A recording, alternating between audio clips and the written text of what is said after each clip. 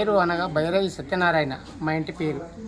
నా పేరు సత్యనారాయణ. నేను ఇన్ని రోజులు 2001 నుంచి టీఆర్ఎస్ పార్టీలో బాగా పనిచేసిన. నేను టీఆర్ఎస్ జెండా మోసిన, అన్నీ చేసిన.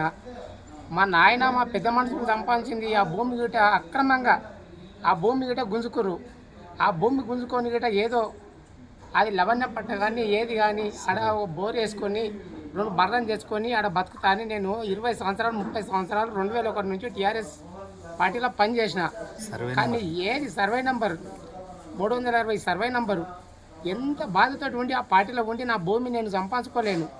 అటువంటి నాకు చాలా బాధ ఉండి నాకు ఎవ్వరు ఏం చేయలేరు, ఇప్పటికొక రూపాయి సాయం చేయలేరు. నా బాధతోటి నాకు ఇష్టం లేదు.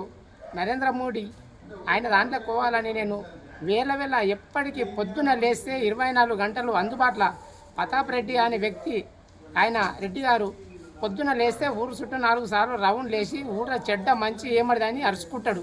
అటువంటి వ్యక్తి లేడు. ఏడ కొట్టాట అయినా కానీ అలా కొట్టాట అవుతుంది అంటే అది ఆగ్రబాయి అలా కాదు, రేపు మాట్లాడదామనే రాజకీయం నడిచిపోయింది.